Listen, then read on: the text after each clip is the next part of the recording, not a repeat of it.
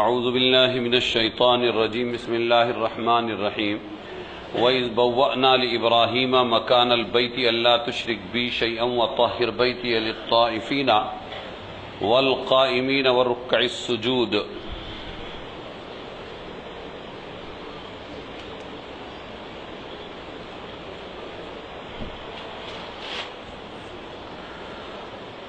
یہ ہے سورہ حج، اور حج ابراہیم علیہ السلام سے متعلق ہے۔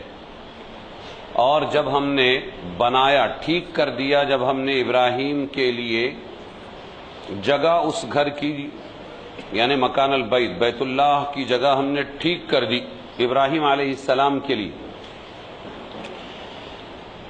ہر لفظ با معنی رہتا ہے، یہ قرآن ہے، کسی اور کا کلام، کسی اور کی بات نہیں ہے کہ ہم نے گھر بنایا، نہیں، بیت اللہ کا گھر بنایا، ایسا نہیں، بلکہ ہم نے جب ٹھیک کر دیا، بوأنا، ٹھکانہ دینا، ٹھکانہ بنانا، جب ہم نے بنایا، یہ تو کہیں گیا، ہم نے جب ٹھکانہ بنایا، ہم نے ٹھیک کر دیا ابراہیم کے لیے مکان البیت، بیت اللہ کی جگہ کو، گھر کی جگہ کو، اللہ تشرک بی شیئا، تو یہ کہا ہم نے کہ شریک نہ کرنا میرے ساتھ کسی کو۔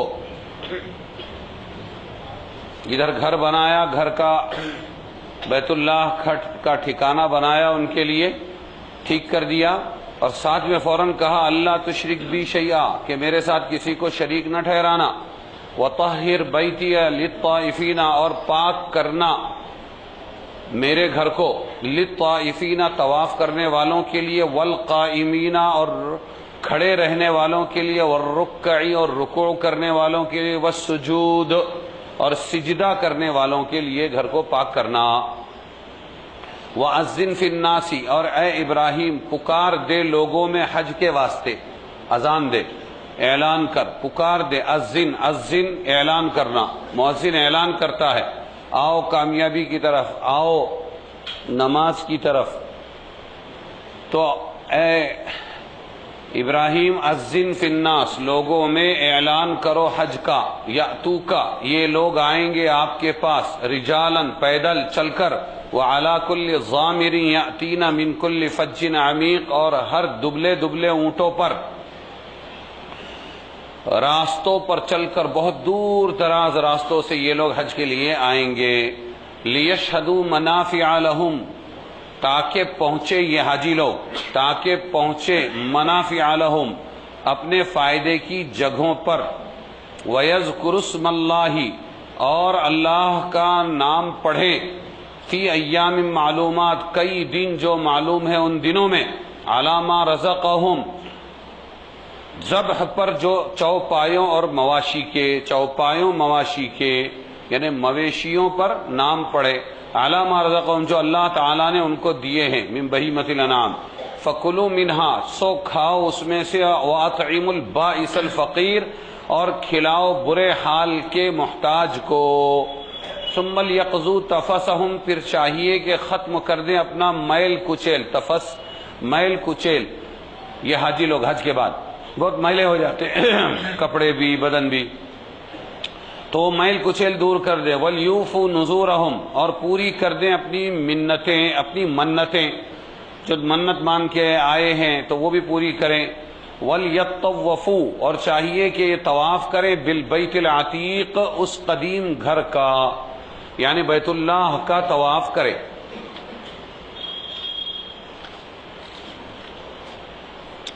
ذالکا، یہ سن چکے، وَمَن يُعَظِّمْ حُرُمَاتِ اللَّهِ، اور جو کوئی بڑائی رکھے اللہ کی حرمتوں کی، اللہ کے احترام کے جگہوں کی، اللہ کے دین کی، فَهُوَ خَيْرٌ لَهُ عِنْدَ رَبِّهِ، سو وہ بہتر ہے اس کے لیے اپنے رب کے پاس، وَأُحِلَّتْ لَكُمُ الْأَنْعَامُ، اور حلال ہیں تم کو چوپائے، کھانا حلال ہے تمہارے واسطے، إِلَّا مَا يُتْلَى عَلَيْكُمْ، مگر جو تم کو سناتے ہیں، إِلَّا مَا يُتْلَى عَلَيْكُمْ، مگر وہ جانور حلال نہیں ہے تمہارے واسطے جو سنا دیے گئے، اللہ کی طرف سے کچھ جانور بتا دیے گئے۔ فَاجْتَنِبُوا الرِّجْسَ، سو بچتے رہو اے مسلمانوں، رجسا، بتوں سے، من الاوثان، بتوں کی گندگی سے، وَاجْتَنِبُوا قَوْلَ الزُّورِ، اور بچتے رہو جھوٹی بات سے، حنفاء للہ، ایک اللہ کی طرف ہو کر، غیر مشرکین بہ، نہ اس کے ساتھ کسی کو شریک بناؤ، ومن یشرک باللہ، اور جس نے اللہ کے ساتھ کسی کو شریک بنایا، فکأنما خر من السماء، تو جیسے گر پڑا آسمان سے، فتخطفہ الطیر، پھر اس کو اچک لیا پرندوں نے، او تہوی بہ الریح، یا اس کو ہواؤں نے اڑا ڈالا، فی مکان صحیح، کسی دور مکان میں لے جا کے پہنچا دیا، اتنا برا حال ہے شرک والے کا۔ ذالک، یہ سن چکے، ومن یعظم شعائر اللہ، اور جو کوئی ادب رکھے گا اللہ کے نام لگی چیزوں کا، شعائر اللہ، فإنہا، سو وہ دل کی پرہیزگاری کی بات ہے، فإنہا من تقوی القلوب، لکم فیہا منافع، تمہارے لیے ہے، واسطے ہے، نفع ان چوپایوں میں، الی اجل مسمى، ایک مقررہ وقت تک، ثم محلها الی البیت العتیق، پھر ان کو پہنچنا ہے قدیم گھر تک۔ وَلِكُلِّ أُمَّةٍ جَعَلْنَا مَنْسَكًا، اور ہم نے ہر امت کے واسطے مقرر کر دی ہے قربانی۔ منسک قربانی کو کہتے ہیں، عبادت کو کہتے ہیں، شریعت کی باتوں کو کہتے ہیں۔ ہم نے ہر امت کے لیے قربانی طے کر دی ہے، لِيَذْكُرُوا اسْمَ اللَّهِ، تاکہ اللہ کا نام لیوے، عَلَى مَا رَزَقَهُمْ، اس پر جو اللہ تعالیٰ نے ان کو دیا ہے، من بہیمۃ الانعام، چوپایوں پر۔ فَإِلَٰهُكُمْ إِلَٰهٌ وَاحِدٌ، تو تمہارا معبود ایک معبود ہے، فَلَهُ أَسْلِمُوا، تو تم اس کے لیے جھک جاؤ، اس کے حکم کے آگے۔ وَبَشِّرِ الْمُخْبِتِينَ، اور بشارت سنا دیجیے عاجزی کرنے والوں کو۔ وہ کون ہے عاجزی کرنے والے؟ الذین اذا ذکر اللہ، جب اس کا نام لیا جاتا ہے اللہ کا ان لوگوں کے سامنے، وجلت قلوبہم، ڈر جاتے ہیں ان کے دل، والصابرین، اور سہنے والے ہیں وہ لوگ، علی ما اصابہم، اس کو جو ان پر مصیبت پڑتی ہے، والمقیم الصلاۃ، اور نماز قائم رکھنے والے ہیں، ومما رزقناہم ينفقون، اور ہمارا دیا ہوا جو کچھ ہے اس میں سے خرچ کرتے ہیں۔ والبدن جعلناها لکم من شعائر اللہ، اور کعبہ کے چڑھانے کے اونٹ، والبدن، بدن کہتے ہیں اس کو، اور کعبہ کے چڑھانے کے اونٹ ٹھہرائے ہیں ہم نے تمہارے واسطے، نشانی اللہ کے نام کی، شعائر اللہ، لکم فیہا خیر، تمہارے واسطے اس میں بھلائی ہے، فاذکروا اسم اللہ علیہا صواف، تو ان اونٹوں پر نام لو اللہ کا، صف میں، لائن میں کھڑے کر کے، نہر کے وقت لائن میں کھڑے کرتے ہیں ان کو۔ فَإِذَا وَجَبَتْ جُنُوبُهَا، پھر جب وہ اونٹ اپنے کروٹ کے بل گر جائیں نیچے، 30 سیکنڈ میں نہر کرنے کے بعد خون نکلتا ہے، 30 سیکنڈ میں وہ نیچے سو جاتا ہے۔ پھر جب وہ اونٹ اپنے کروٹ کے بر گر پڑے، فَكُلُوا مِنْهَا، تو کھاؤ اس میں سے، وَأَطْعِمُوا، اور کھلاؤ، القانع، صبر سے بیٹھے فقیر کو بھی، والمعتر، اور بے قرار فقیر کو بھی۔ کذالک، اسی طرح، سخرناہا، ہم نے تمہارے بس میں کر دیا ان کو، لعلکم تشکرون، سخرناہا لکم لعلکم تشکرون، تاکہ تم اللہ کا شکر ادا کرو۔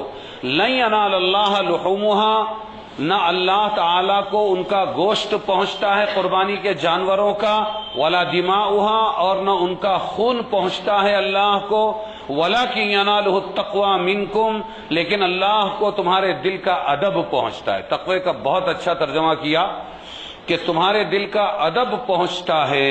کذالک سخرھا لکم، اسی طرح اللہ نے ان کو تمہارے بس میں کر دیا، لتکبروا اللہ علی ما ہداکم، کہ اللہ کی بڑائی تم پڑھو اس بات پر کہ تم کو راہ سجائی، ہدایت دی، وبشر المحسنین، اور تم خوشخبری سنا دو احسان کرنے والوں کو، بھلائی کرنے والوں کو۔ حضرت ابراہیم علیہ السلام کا قصہ چل رہا تھا، 2 ہفتے ہو گئے، اور یہ مہینہ تقریباً انہی کی عبادتوں کا ہے، ایک قربانی اور دوسرے ہے حج۔ یہ حضرت ابراہیم علیہ السلام کی 1,24,000 انبیاء میں خصوصیت ہے کہ اللہ تعالیٰ نے ان سے قربانی بھی زیادہ دلوائی، اور اللہ نے انعام بھی بے حساب دیا ان کو۔ گزشتہ ہفتے یہ بات آئی تھی کہ اللہ نے ایک نبی کو ایک ہی بات سلا کر سمجھائی تھی کہ مرے ہوئے کو اللہ دوبارہ زندہ کیسا کرے گا، تو 100 سال سلا دیا، عزیر علیہ السلام کو زندہ کر کے بتایا، اور پوچھا تو بولے آدھا دن یا 1 دن سویا ہوں گا میں، اور کچھ نہیں، ٹوٹ کے ذرا سائڈ۔ لمبی گردن والوں سے پیچھے والے چھپ جاتے ہیں. تم ادھر آ جاؤ. جی تو اور حضرت ابراہیم علیہ السلام کو جب انہوں نے یہ سوال کیا ربی ارینی کیف تحیی الموتى، اے اللہ مردوں کو تو کیسے زندہ کرے گا، مجھے بھی بتا، میرا دل اطمینان چاہتا ہے. تو اللہ نے رلا کر یعنی تھکا کر محنت مجاہدہ کرا کہ اللہ تعالیٰ نے 4 پرندے لو، ان کو ذبح کرو، 4 پہاڑوں کی چوٹیوں پر رکھو، پھر بلاؤ ثم ادعوہن الیک یأتینک سعیا، وہ آئیں گے تمہارے پاس دوڑتے ہوئے. تو اللہ کی اپنی مرضی ہے. حضرت ابراہیم کو مجاہدے والا نبی بنایا، محنتیں بہت کرائی، 100 سال تک 87 سال تک اولاد کے لیے ترسانا، پھر اولاد دے کر جدا کر کے زچہ بچہ دونوں کو مکہ بے آب و گیا سرزمین پر پہنچانا، اور پھر 100 سال کی عمر میں حضرت اسحاق دینا، پھر ذبح کا حکم دینا. تو بہت مجاہدوں سے گزارا ابراہیم علیہ السلام کو، لیکن انعام بھی ویسا ہی دیا. میں نے مختصر بتایا تھا، ایک تو حج بنا دیا ان کی یادگار، دوسرے قربانی سنت ابیکم ابراہیم، اور پھر اللہم صلی علی محمد وعلی آل محمد کما صلیت علی ابراہیم وعلی آل ابراہیم انک حمید مجید. جہاں جہاں نماز میں حضرت محمد مصطفیٰ صلی اللہ علیہ وسلم کے نام پر درود اور سلام ہے، برکت ہے، وہی ساتھ میں ابراہیم اور آل ابراہیم کو بھی جوڑ دیا. یہ دوسرے نبی کو انعام نہیں ملا.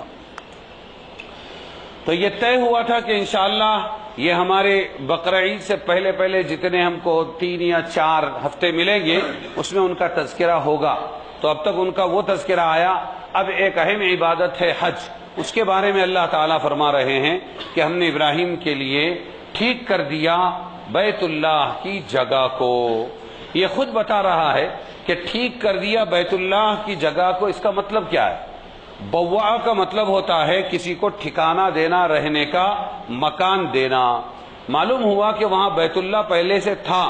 ابراہیم علیہ السلام سے پہلے بیت اللہ ہے، حضرت آدم علیہ السلام کے زمانے سے بیت اللہ ہے. لیکن طوفان نوح کے موقع پر اللہ تعالی نے، جیسے اکثر علماء کا کہنا ہے، علماء تاریخ کا، کہ طوفان نوح جو تھا وہ علاقائی نہیں تھا بلکہ عالمی تھا.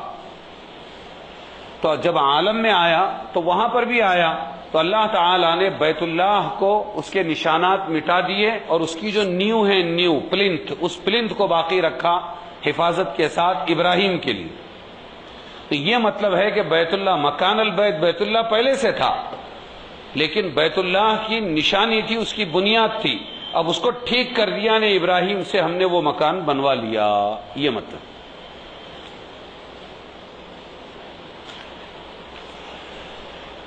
تو دوسرے انبیاء بھی اس کا حج وغیرہ کرتے آئے تھے. اللہ تشرک بھی شیئا، لیکن جہاں اللہ نے یہ فرمایا بوأنا لابراہیم مکان البیت، ٹھیک کر دیا بیت اللہ کی جگہ کو ہم نے ابراہیم کے لیے فوراً.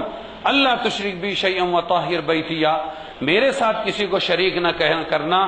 یہ اس ابراہیم سے کہا جا رہا ہے جو ابراہیم اپنے بت پرست ابا آزر کے مخالف تھے، جنہوں نے ستاروں کا انکار کیا تھا، جنہوں نے سورج کا انکار کیا اور جنہوں نے چاند کا انکار کیا، اور شرک کو چھوڑ کر انہوں نے دشمنی مول لی اور وہ اللہ کے لیے اپنا وطن چھوڑ کے نکل گئے تھے. تو ان سے تو کوئی شرک کی توقع نہیں ہے. ان کو بول کر اللہ قیامت تک کے انسانوں کو یہ سمجھا رہے ہیں کہ دیکھنا بیت اللہ میرا ہے، عبادت اصل میری کرنا. کہیں اسی کعبہ کے گھر کو، اسی بیت اللہ کے گھر کو، اسی بیت کے اسی اللہ کے گھر کو اور اس کے طواف کرنے کو اور وہاں حجر اسود کے چومنے کو اور اس سے چمٹنے کو کہیں تم یہ نہ سمجھ لینا کہ یہی ہمارا معبود ہے اور اسی بیت اللہ سے مانگنا شروع مت کرنا. اور پاسبل ہے، پاسبل کہ جب اس بیت اللہ کا طواف ہوگا، جب اس کی اتنی عزت ہوگی کہ ساری دنیا کے لوگ اس کے لیے آئیں گے، تو پھر اسی بیت اللہ کو اپنا، جب ایک پتھر کو، چھوٹے سے پتھر کو اپنا معبود بنا لیتے ہیں، ایک گڈے کو اپنا معبود بنا لیتے ہیں، جس سے پیدا ہوئے اس عضو کے شکل والے پتھر کو جو ہے معبود بنا لیتے ہیں. سانپ ڈستا ہے اس کے زہر سے ڈرتے ہیں، اس کو معبود بنا لیتا ہے آدمی. پانی دریا کو معبود بنا لیتا ہے، اور اسی طرح گنگا جمنا کو معبود بنا لیتا ہے. اور اسی طریقے پر یہ اپنے جو بھی طاقتور چیزیں ہیں، آگ ہے، اس کو یہ معبود بنا لیتا ہے، تو اللہ کے نام پر جس بیت اللہ کا طواف اللہ کروا رہے ہیں، یہ قریب تھا کہ اس کو خود وہ شریک بنا لیتا اللہ کا، اس لیے اللہ تعالیٰ نے ساتھ میں فوراً یہ فرمایا اللہ تشرک، کہ میرے ساتھ کسی کو شریک نہ ٹھہرانا۔ اس لیے حضرت عمر فرماتے تھے کہ اے حجر اسود، میں اللہ کی قسم کھا کے کہتا ہوں تو صرف ایک پتھر ہے، تیرے میں کوئی تاثیر نہیں، اگر میرے نبی کا حکم نہ ہوتا اور اللہ کا حکم نہ ہوتا تو میں تجھے کبھی بھی بوسہ نہ دیتا، تو ایک پتھر ہے، یہ تو ہمارے نبی کی سنت ہے، اس لیے ہم وہاں پر جاتے ہیں، طواف کرتے ہیں، اس کو بوسہ دیتے۔ یہ کیا ہے؟ یہ قلب کی منجائی، یہ شرک سے پرہیز ہے۔ پھر آگے یہ ہے کہ اللہ تشرک بی شیئا، میرے ساتھ کسی کو شریک نہ بنانا، وطہر بیتیا، اور یہ بھی حکم دیا کہ میرے گھر کو پاک کیجئے۔ اس وقت اگرچہ گھر موجود نہیں تھا، مگر بیت اللہ در و دیوار اور تعمیر کا نام نہیں، وہ اس زمین کے حصے کا نام ہے جس میں بیت اللہ پہلے بنایا گیا تھا اور اب دوبارہ بنانے کا حکم دیا جا رہا ہے ابراہیم کو۔ وہ بقعہ اور مکان بہرحال موجود تھا، اس کو پاک کرنے کا حکم اس لیے دیا گیا۔ اس زمانے میں بھی قوم جرہم اور عمالقہ، یہ بہت بڑی طاقتور قوم تھی، انہوں نے یہاں کچھ بت رکھے ہوئے تھے جن کی پوجا پاٹ ہوتی تھی، اور یہ بھی ہو سکتا ہے کہ یہ حکم آئندہ آنے والوں کو سنانا ہے۔ پاک کرنے سے مراد جیسے کفر و شرک سے پاک رکھنا، ایسے ہی ظاہری نجاست گندگیوں سے پاک رکھنا ہے۔ ابراہیم علیہ السلام کو اس کا خطاب کرنے سے دوسرے لوگوں کو اہتمام کی فکر دلانا مقصود ہے۔ جب خلیل اللہ کو اس کا حکم ہوا تو خود اس پر عامل تھے، تو پھر ہمیں اس کا کتنا اہتمام کرنا چاہیے۔ ایک تو شرک سے بچنا، دوسرے اللہ کے گھروں کو صاف کرنا۔ ہم نے اس کو کتابوں میں پڑھا، طاہر بیتیہ قرآن میں پڑھا کہ عبادت والوں کے لیے گھر کو صاف کرنا چاہیے، لیکن دیکھنے میں بہت کم لوگ ملے۔ ان میں ایک جس کو اس پر عمل کرتے ہوئے دیکھا وہ حضرت مولانا یونس صاحب رحمۃ اللہ علیہ تھے۔ ہمارے بہت سے مولانا لوگ مہاراشٹر میں یہ جاتے، سفر کرتے، پھر وہ بہت عزت کرتے، پھر کبھی پونا ملنے کے لیے آتے تو انہوں نے کہا ہم آئے تو دیکھا ایک آدمی ہے وہ جھاڑو مار رہا ہے۔ جھاڑو مارنے والے کو کوئی امام نہیں سمجھے گا، کوئی صوبہ مہاراشٹر کا امیر نہیں سمجھے گا، جھاڑو مارا۔ اور نزدیک جا کے دیکھا تو ارے مولانا لائیے، نہیں مولانا آپ لوگ بڑے لوگ ہیں، پڑھنے پڑھانے کا کام کرتے ہیں، یہ چھوٹا کام ہے جھاڑو مارنا، یہ میں کر رہا ہوں، مجھے کرنے دو۔ اگر کوئی بہت اصرار کرتا کہ نہیں مجھے چاہیے تو بولتے وہاں کئی جھاڑو رکھی ہے، جا کے لے لو۔ پھر اس کو وہ جھاڑو دیتے، پھر ساتھ میں مارتے رہتے۔ تو یہ ابراہیم علیہ السلام کو حکم ہے کہ تم رکوع کرنے والے، سجدہ کرنے والے اور طواف کرنے والوں کے لیے بیت اللہ کو صاف کرو۔ اور بہت بدقسمت ہوتے ہیں متولی لوگ کہ وہ بیچارے مسجد کی صفائی نہیں کر پاتے۔ ہر مسلمان کو صفائی کرنا چاہیے۔ ایک صفائی کرنے والی کالی بوڑھی تھی، حضور کے زمانے میں انتقال ہو گیا، تو تھوڑے دن کے بعد جب نہیں دکھی وہ آ کے جھاڑو مارتی تھی، تو حضور نے پوچھا کہ وہ ایک بوڑھی عورت تھی یہاں پر، وہ کہاں چلی گئی؟ کہنے لگے ہاں اس کا انتقال ہو گیا۔ پھر تم نے مجھے اطلاع نہیں کی؟ نہیں، ہم نے دفن کر دیا، کوئی خاص پرسن، کوئی خاص شخصیت نہیں تھی وہ، اس واسطے ہم نے دفن کر دیا، جھاڑو مارنے والی تو تھی۔ تمہیں کیا معلوم ہے کہ میں اسے دیکھ رہا ہوں، اس مسجد میں جھاڑو مارنے اور صفائی کی برکت سے اللہ نے اس کو جنت عطا کر دی، وہ جنت میں چل پھر رہی ہے۔ تیسرا حکم ابراہیم علیہ السلام کو دیا گیا، اذن فی الناس بالحج، کہ تم اذان دو، اعلان کرو، یعنی لوگوں میں اعلان کر دو اس بیت اللہ کا کہ حج تم پر فرض کر دیا گیا۔ حضرت ابن عباس سے نقل کیا ہے کہ جب ابراہیم علیہ السلام کو فرضیت حج کے اعلان کا حکم ہوا تو انہوں نے اللہ سے عرض کیا یہاں تو جنگلی میدان ہے، کوئی سننے والا نہیں ہے، جہاں آبادی ہو وہاں میری آواز کیسے پہنچے گی؟ اللہ نے فرمایا آپ کی ذمہ داری صرف اعلان کرنے کی، اس کی ساری دنیا میں پہنچانا اس کو، اور پھیلانے کی ذمہ داری ہم پر ہے۔ ابراہیم علیہ السلام نے مقام ابراہیم پر کھڑے ہو کر یہ اعلان کیا، جس کو اللہ تعالیٰ نے بہت اونچا کر دیا۔ بعض روایت میں آپ نے جبل ابی قبیس پر جا کر یہ اعلان کیا، بازو میں پہاڑ ہے، یہ اعلان کیا، کانوں میں انگلیاں رکھ کر داہنے اور بائیں، شرقاً، مغرب اور مشرق کی طرف انہوں نے منہ کر کے ندا لگائی، پکار، اے لوگو تمہارے رب نے اپنا بیت بنا لیا، گھر بنا لیا ہے، تم پر اس بیت کا حج فرض ہے، تم سب اپنے رب کے حکم کی تعمیل کرو. انہوں نے اعلان کیا. اس روایت میں یہ بھی کہ ابراہیم علیہ السلام کی آواز اللہ نے ساری دنیا میں پہنچا دی، اور صرف اس وقت کے زندہ انسانوں تک ہی نہیں بلکہ جو انسان آئندہ قیامت تک پیدا ہونے والے ہیں بطور معجزہ ان سب تک یہ آواز پہنچا دی گئی. جس کی قسمت میں اللہ نے حج کرنا لکھ دیا ہے ان میں سے ہر ایک نے اس آواز کے جواب میں لبیک کہا. کیا کہا؟ یعنی حاضر ہوں.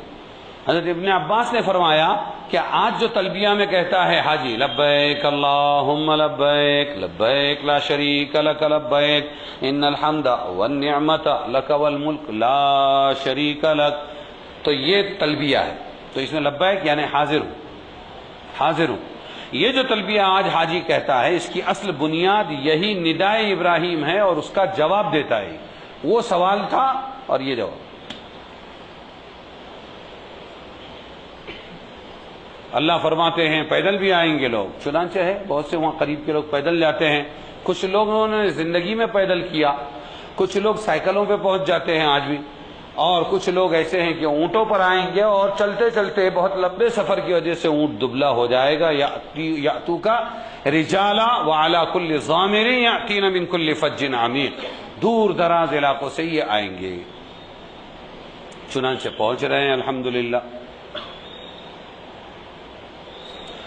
ایک دور بت پرستی کا آیا ابراہیم علیہ السلام کے بعد بھی، حضور صلی اللہ علیہ وسلم سے پہلے، لیکن اس زمانے میں بھی وہاں کے عرب ایک طرف بت کی پوجا کرتے تھے لیکن انہوں نے حج کبھی نہیں چھوڑا.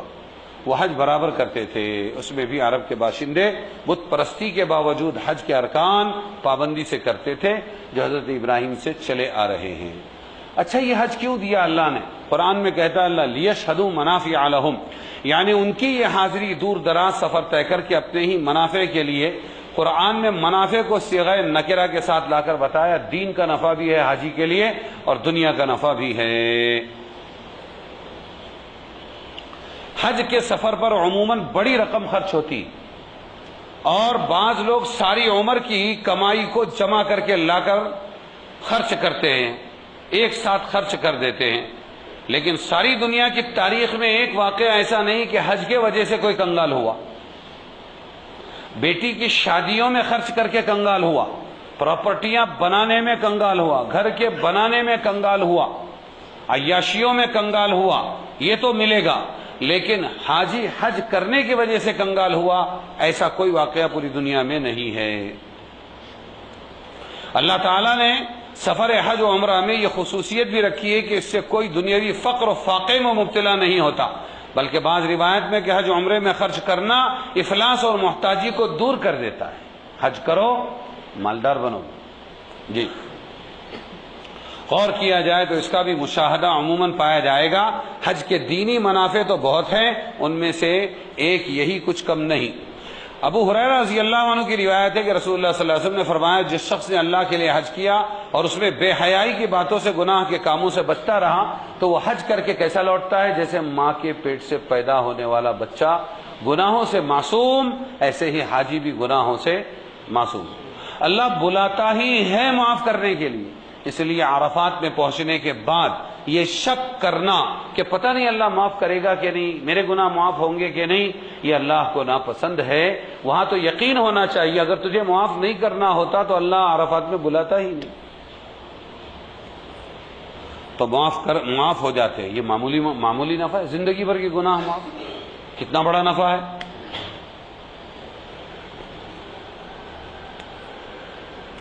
دوسرا فائدہ بتایا یذکر اسم اللہ فی ایام معلومات علی ما رزقہم، اللہ کا نام لیں ان جانوروں پر اور اس کو ذبح کریں. چونکہ غیر اللہ کے نام پر ذبح ہوتے تھے اس لیے اللہ کے نام پر ذبح کرو، پھر اس کو کھاؤ، پھر اس میں کتنا اکنامیکل فائدہ ہے. اور ایام معلومات سے مراد وہی دن ہے جس میں قربانی ہوتی ہے.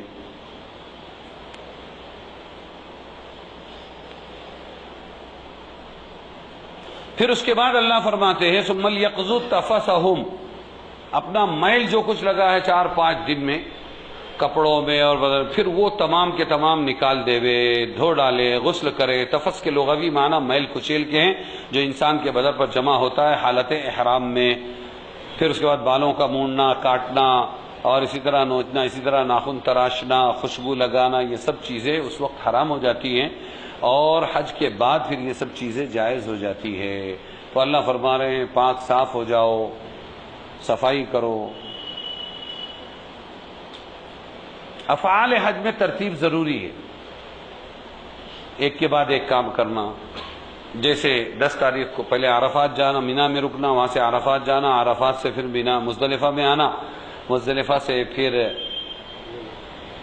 رمی کرنا، بڑے شیطان کو مارنا صبح، اس کے بعد رمی کے بعد میں پھر جانا اور جا کر پھر قربانی کرنا، قربانی کے بعد میں بال کا منڈانا، پھر وہاں اور 2 دن رہنا، اور 2 دن میں رہ کے مینا میں قیام کر کے تینوں شیطان کو مارنا، اس کے بعد طواف زیارت کرنا، اور اس کے بعد پھر میاں بیوی ایک دوسرے کے لیے حلال ہوتے ہیں، مکمل کام ہو جاتا ہے۔ تو یہ ترتیب ہے، لیکن انسان ہے، اور انسان ہونے کے ناطے آگے پیچھے بھی ہو سکتا ہے، کچھ سمجھ میں نہیں آیا اور کسی نے کیا کر دیا کہ کنکر مارنا بھول گیا، قربانی پہلے ہو گئی۔ کسی نے ایسا کر دیا کہ کنکر مارا اور اس کے بعد پہلے جا کے بال منڈا لیا اور اس کے بعد اس نے قربانی کی، تو انسان ہے۔ اس بارے میں کیا ہے؟ تو آپ صلی اللہ علیہ وسلم کھڑے ہوئے تھے اپنے اونٹنی پر مینا میں، اور ایک آدھ آتا تھا، اے اللہ کے رسول مجھ سے ذرا بھول ہو گئی، کیا ہوا کہ اے اللہ کے رسول میں نے پہلے رمی کرنے کے بجائے پہلے قربانی کر دی۔ آپ نے فرمایا جاؤ رمی کر لو، ولا حرج، کوئی حرج نہیں۔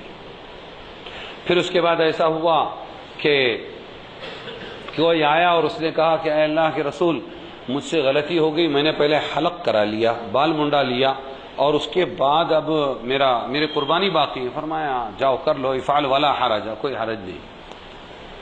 تو آج یہ حدیث ایک طرف ہے، اور دوسری طرف دوسری حدیثیں بھی ہیں کہ ترتیب کے ساتھ کرو، کسی نے مقدم مؤخر کر دیا تو دم دینا پڑے گا۔ تو جو ترتیب افعال حج کی قرآن و حدیث میں آئی ہے، فقہا نے اس کو منضبط کیا، اسی ترتیب سے افعال حج کرنا، ادا کرنا بے اتفاق امت کم از کم سنت ضروری ہے، واجب ہونے میں اختلاف ہے۔ امام شافعی، امام اعظم ابو حنیفہ، امام مالک کے نزدیک واجب ہے کہ ترتیب سے کرو ورنہ دم آئے گا، یعنی ایک بکرا ذبح کرنا پڑے گا اگے پیچھے کر دیا تو۔ امام شافعی کے نزدیک سنت ہے، اگر آگے پیچھے ہو گیا تو چل جائے گا، لیکن آج کے اعتبار سے وہ چاہے احناف ہو چاہے امام مالک کے ماننے والے ہو، سب کہتے ہیں کہ بھائی آگے پیچھے بھی ہو گیا تو چلا لو۔ ایک بہت بڑی دلیل ہماری طرف سے یہ تھی، احناف کی طرف سے، کہ بھائی اس زمانے میں حضور نے جو کہا تھا کر لو کوئی بات نہیں ہے، وہ اس وجہ سے کہا تھا کہ اسلام بالکل نیا نیا تھا، ابھی لوگ سیکھے ہوئے نہیں تھے اور حج کو پہنچ گئے تھے، اس لیے ان سے چوک ہو رہی تھی۔ تو بندے کے نزدیک اس زمانے بھی مسلمان خاندانوں میں پیدا ہو کر اتنا دور ہے اسلام سے کہ آج بھی اس کو کچھ نہیں آتا ہے۔ تو اگر وہی عذر ہے لا علمی، تو پھر اگرچہ لا علمی معاف نہیں ہوتی، ہم کو ہندوستان کا قانون نہیں معلوم، نو انٹری میں گھس گیا صاحب، میرے کو معلوم نہیں تھا، معلوم نہیں، یہ معاف نہیں، لیکن پھر بھی ہمارے علماء نے وسعت پیدا کی، یوں کہا ہے آج کے بھیڑ بھاڑ کے دور میں، ہوش ربا ماحول میں، جہاں ایک حاجی کو اپنے آپ کو سنبھالنا مشکل ہوتا ہے، کسی وجہ سے آگے پیچھے ہو جائے تو چل جائے گا، چلا لینا چاہیے، اس میں بہت شدت کے ساتھ نہیں پکڑ کے رکھنا چاہیے۔